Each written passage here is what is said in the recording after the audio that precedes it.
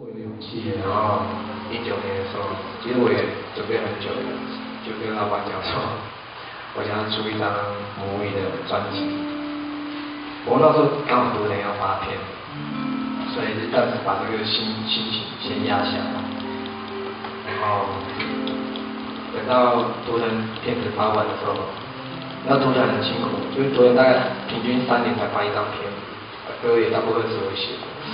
然后我跟老板讲说，我想要出母语的专辑这样，老板可能他也答应了，因为他觉得说可能还在等3年，就按照写歌的速度嘛，我隔一天就把全部的 demo 给他，我的老板就在后面，我的制作人阿丁，谢谢。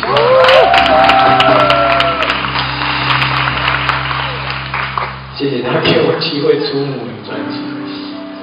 他说已经没有人在出母语专辑，没有。前面的前辈陈建仁、纪晓君，他们出母语专辑已经是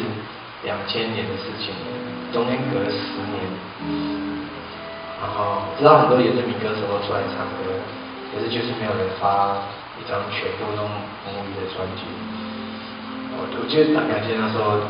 我得到我的制作人的第一个支持，虽然他有点被我骗来的。不过这样的理想就可以让我们更多的力气继续走，然后也我有得到更大的资源，可以继续做部落在里面做的一些事情。然后突然，其实这几年也是纷纷扰扰，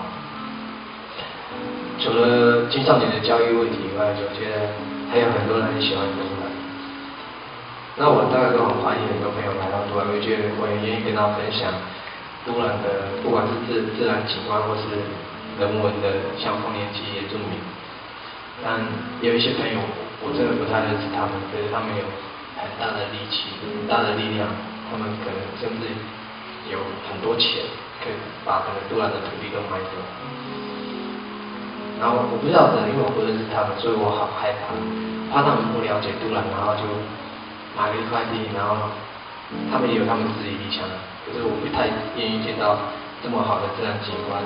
然后这么好的朋友、族人在这那片土地，然后慢慢的被迫离开这样。于是我就。